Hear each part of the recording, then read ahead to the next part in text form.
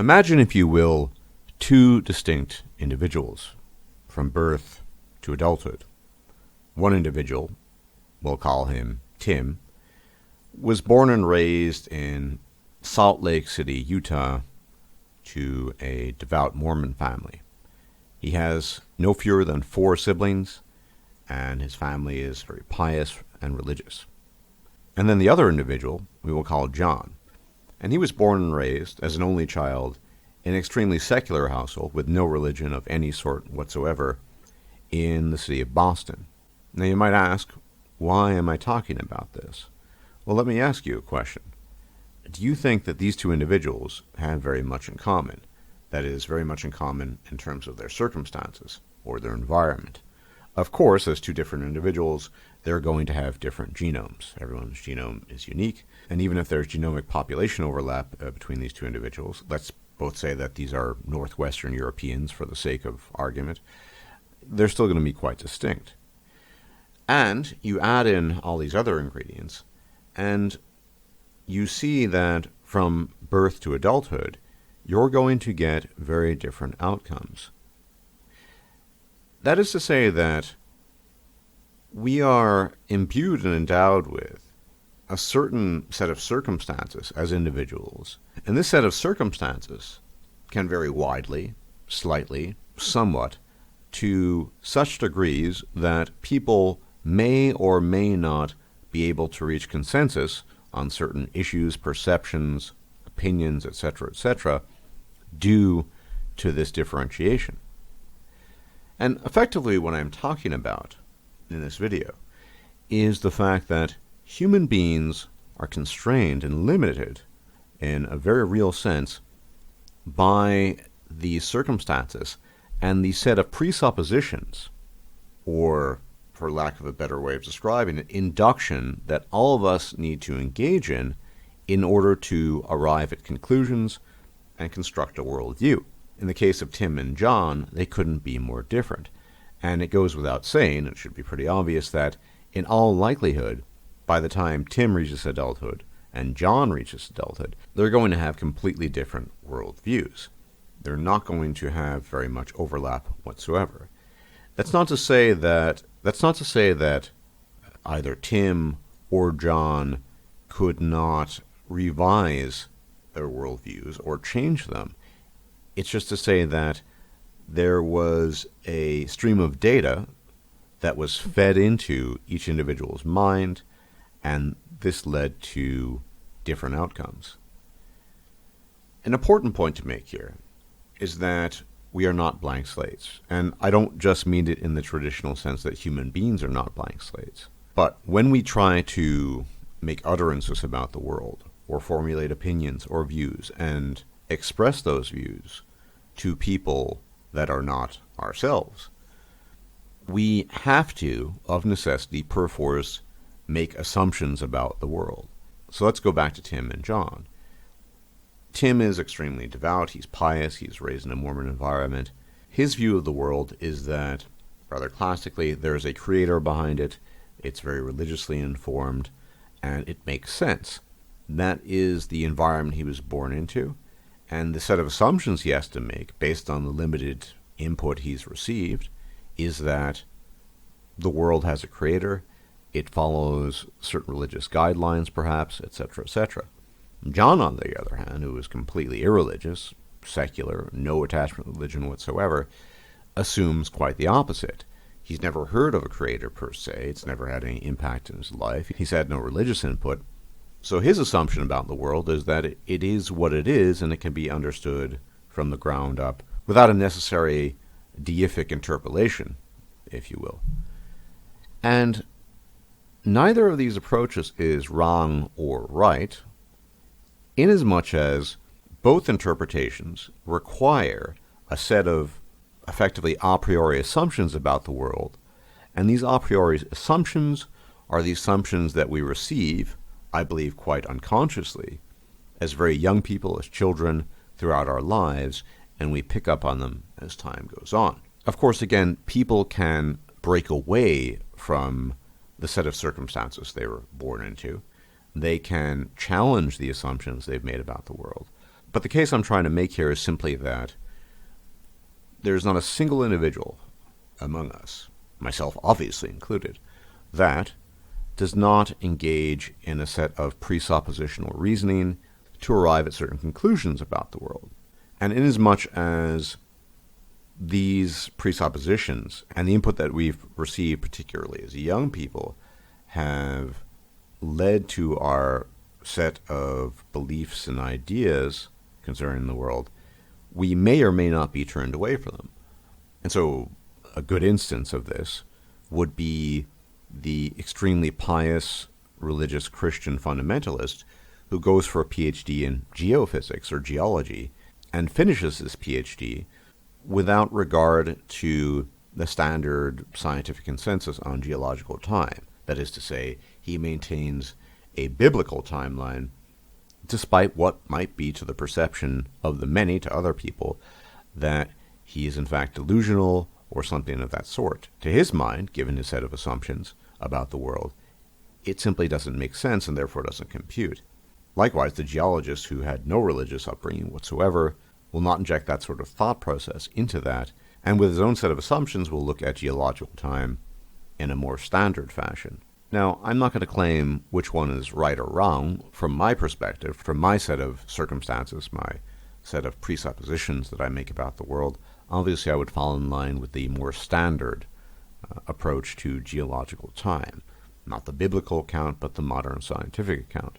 But it's important to note that in each case, and in all cases, we're always operating off a set of presuppositions and assumptions we make about the world. Now, this is very important to point out in the beginning, because when we engage with other people, we are always engaging with them using these presuppositions, using this a priori inductive process in discussing things. And rarely, very rarely, do we give much thought to the fact that we're all engaged in this process prior to the discussion.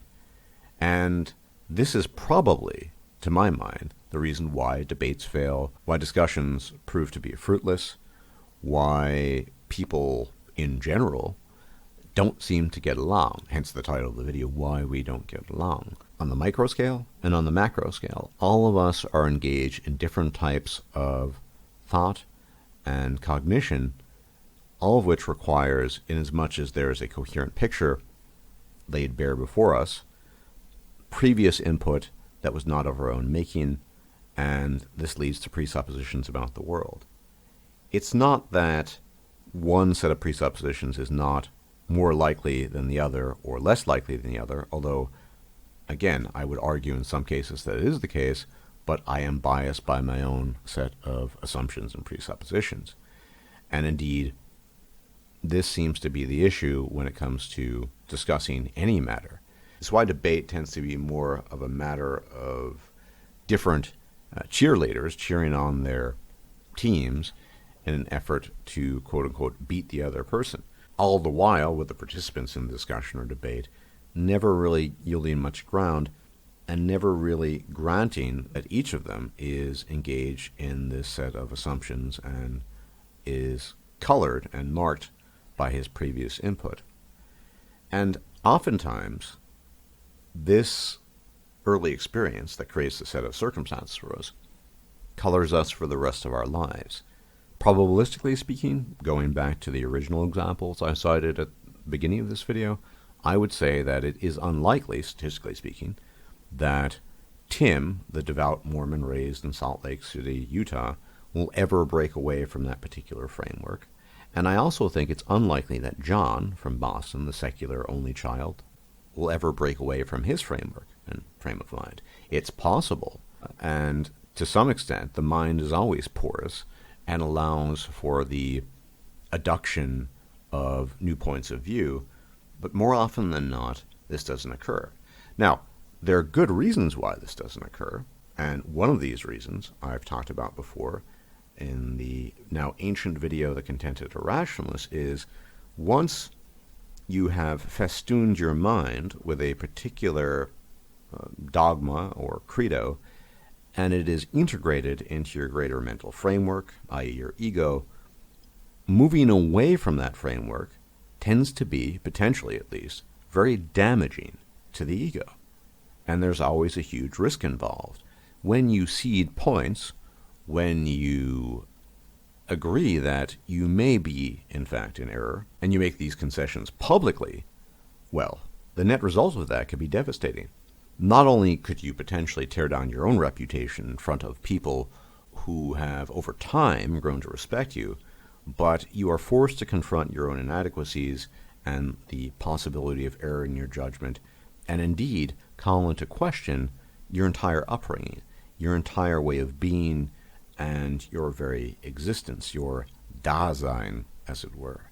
Well, this is a very risky move, and it should be no surprise to anyone, and not mysterious at all, that most people would rather dig their heels into their ditch, into their bunker, and bunker down with the positions they've held since time immemorial, in their own minds at least.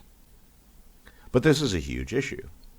On the one hand, we have the need to preserve a sense of ego, a sense of intact personality that is not damaged from without, that is, externally injected views, opinions that challenge the internal ones one has grown up with, one has grown accustomed to, because psychological health is important. And when you're constantly calling things into question, you run the high risk that many other things might topple over in the subsequent process of reprocessing these things and repackaging these things for yourself. Whole lives can fall apart. This is anecdotal, obviously, but there are many examples of pastors in the South who are now atheists, and I'm not arguing that atheism is the correct view here, merely that these pastors grew up with a specific set of circumstances and different types of input. This led to their religious, pious Christian belief, and eventually, through exposure to other ideas, they were confronted by their own beliefs and other beliefs that seemed to be in conflict with each other, and at the end of the day, they challenged their own presuppositions with, well, new presuppositions about the world, and they found, in this case at least, the new presuppositions, the new arguments more convincing.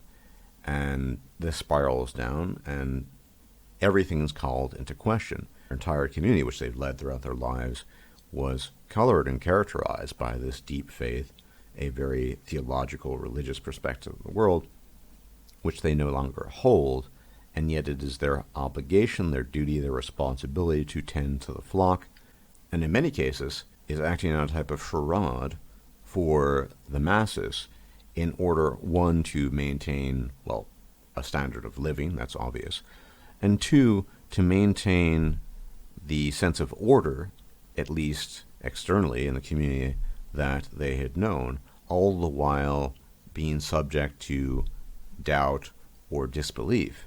And so it's chaos for the person involved, obviously, the pastor who might be doing this, but for his own benefit, and perhaps even more importantly, the benefit of the flock and the greater good in his own eyes, he maintains his older positions, at least ostensibly, towards the public. And there are all kinds of situations that can arise from this. Now, in many cases, there is no redemptive tale whatsoever. When old beliefs are recast and people need to reevaluate their lives, this can be devastating. And some people never recover from a particular set of beliefs.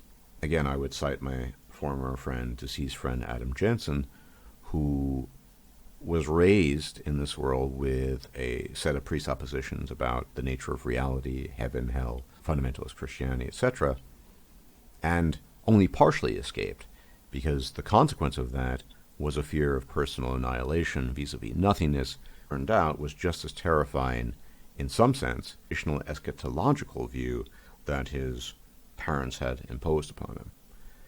It's very, very difficult.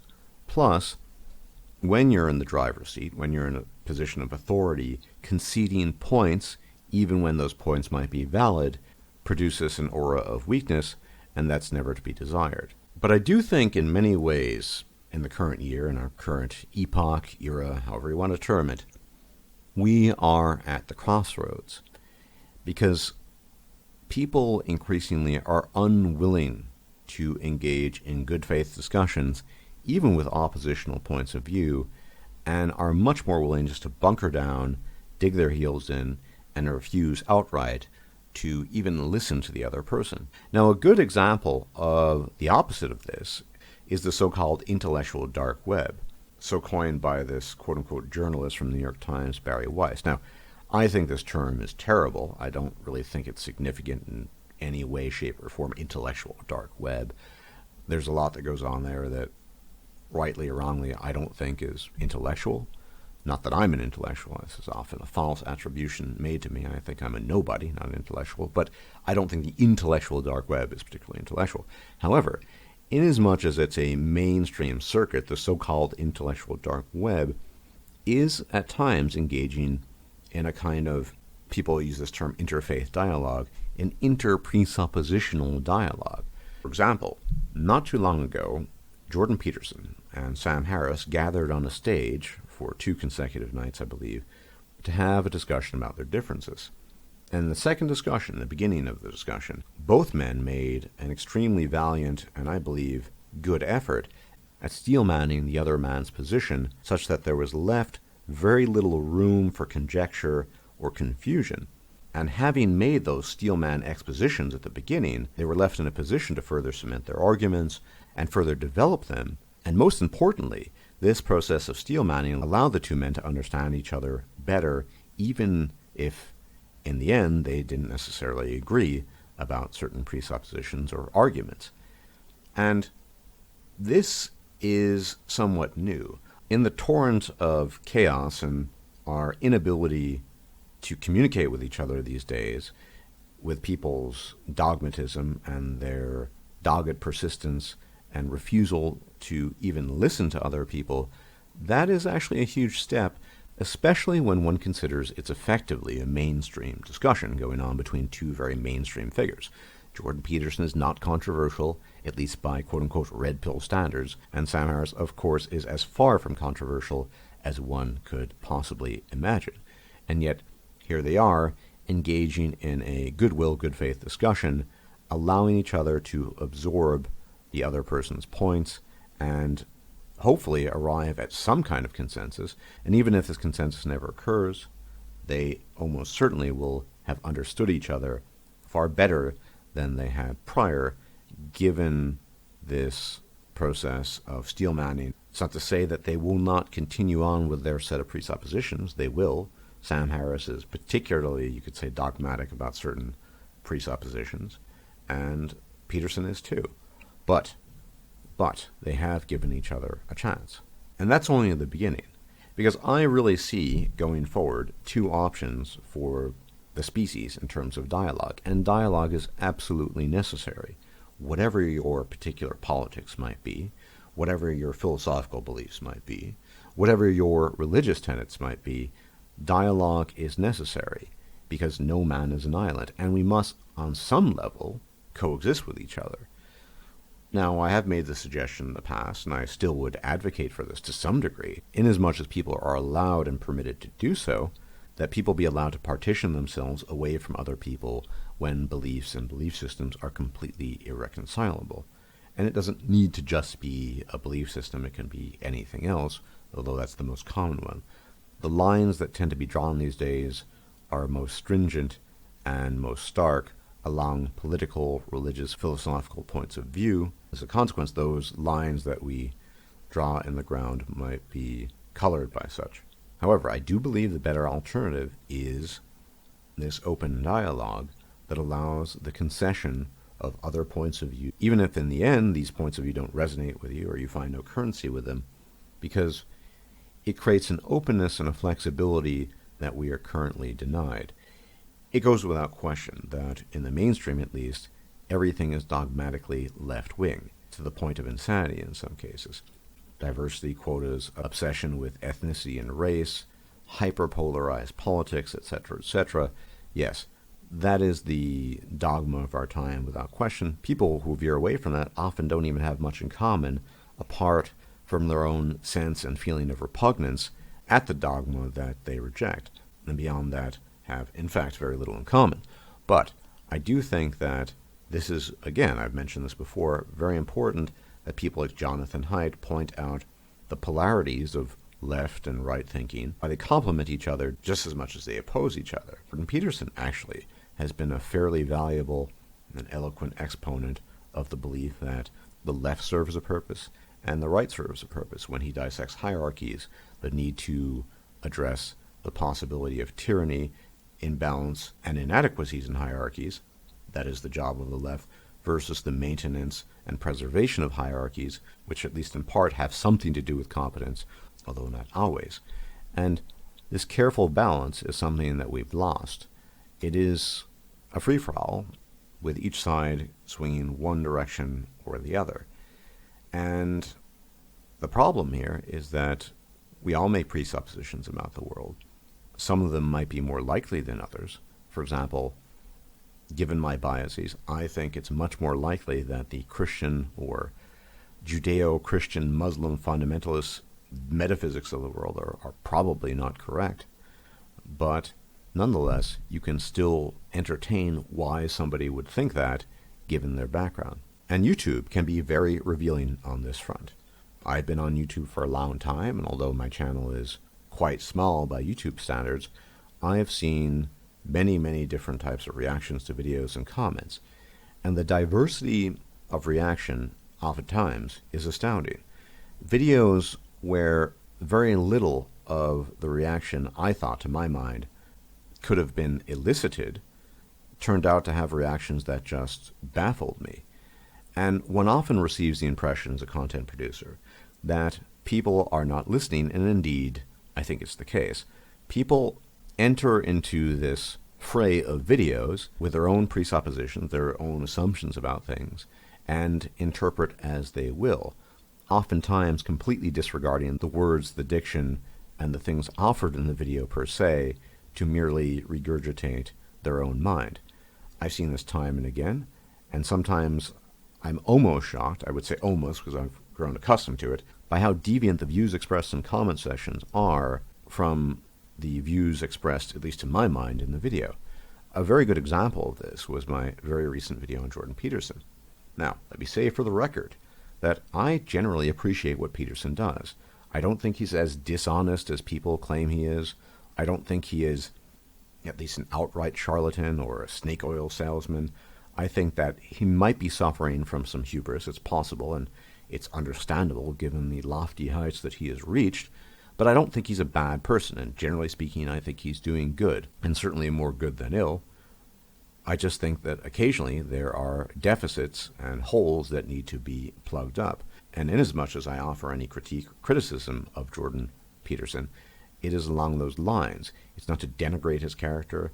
It's not to say that he's just trying to sell you cheap snake oil and rip you off. It's to say that these are all good things, but the picture, or rather the painting that he is painting, is not yet complete.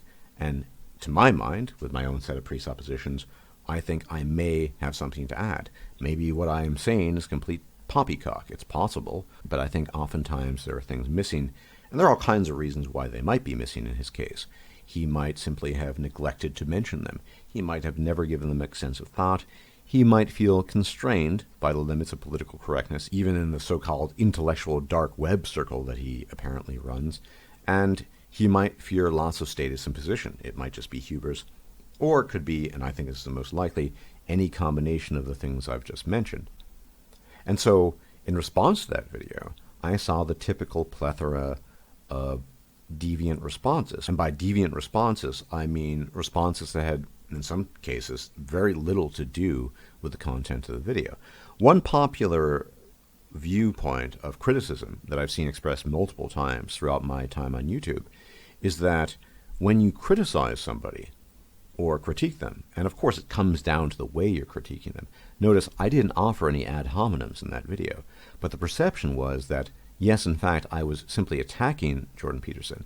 And a very common form of criticism is if you're criticizing someone, the reason why you're doing it, that is your modus operandi, is that you are covetous of his position. That is, that you are envious. And so the sole reason I or anyone else would have to criticize a Jordan B. Peterson is because I lack the things that he has, And were I to have these things, somehow my criticism would cease and desist, and I would no longer be in a critical position because I would be enjoying the riches and fame that he so enjoys. Now, there are a couple of issues here. One is the presupposition baked into the type of person who makes that criticism to begin with, and it says a lot more about their personality than it does mine or anyone else who might make a similar criticism of the sort that I have made directed towards Peterson. And that is that these people think that if you will have any kind of negativity towards something or someone, or any kind of criticism, it must stem from feelings of inadequacy and envy, and there's no other explanation. Now, I will give the devil his due. In some cases, that might be the case. But one, although I am certainly living on the edge and I do not live comfortably, I do not seek riches. I don't want to be a multimillionaire or fabulously wealthy as Jordan Peterson is. And as far as his status is concerned and other things, I mean, the guy spends his entire life now jet hopping about the world in a perpetual state of jet lag, exhausted, and constantly under stress and pressure. You think for a minute, those of you who've been with me for a long time on YouTube, that I, Stardust, the Thinking-Ape, am looking for that sort of life? Of constant jet lag with all my sleeping problems, of constant stress, of constant pressure? No, I don't want that. I want a nice, quiet life where I am generally left alone to my own devices. And everything in Peterson's life encapsulates the opposite. Now, of course, it would be nice to have more money. As I said, I don't live comfortably, but rather on the edge. But the point being made that people who make that criticism or lodge that criticism at me, claiming that the sole source, or more generally, people who claim that if you criticize someone, it's from a place of envy, even if you make no ad hominem attacks, that line of thinking and reasoning has a lot more to do with the people making the claim about me or other people who might criticize Peterson, or anyone else for that matter, than it does about the validity of that criticism. Another common instance was a comment left by a woman where I heard the tired, old, hackneyed phrase trotted out, angry, old, and bitter. Okay, we've all heard that. Nonetheless, never once in the comment offered by this particular female was there a counter-argument or discussion of the things or the points made in the video. This was not always the case. There were some comments that had something to do with what I actually stated in the video, and others that deviated more or less. And in general, there was a huge variety.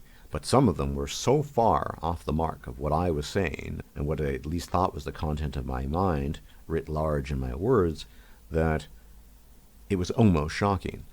Again, almost because I'm kind of used to it. And YouTube in general provides this platform where people don't really listen. They're there for the show rather than the content of the show, if that makes sense. But inasmuch as the world is a stage and the men and women merely players on it, I would say that you've gone vis-a-vis the internet into this hyper-isolated mode of interaction and engagement that in many ways prevents us from making any type of progress on the conversation front. And this is, I think, long-term very dangerous because I don't see too many changes in that. All too often, people just want to attack other people. They don't want to offer criticism per se without the ad hominem. They want to make assumptions about things. And going back to the original point in this video, so much of that has to do with our own presuppositions about the world. I am very willing to concede that I have my own set of presuppositions about the world, and that they were, without a doubt, colored by my childhood, colored in part by my upbringing, colored by a multi-variable experience abroad in the world, in different countries, etc., that makes me biased. We're all biased. But inasmuch as we're all biased, that's something that's not remarkable whatsoever, our biases. The real key to moving forward, I think, is our willingness to concede these biases and look at the opposite end of the spectrum.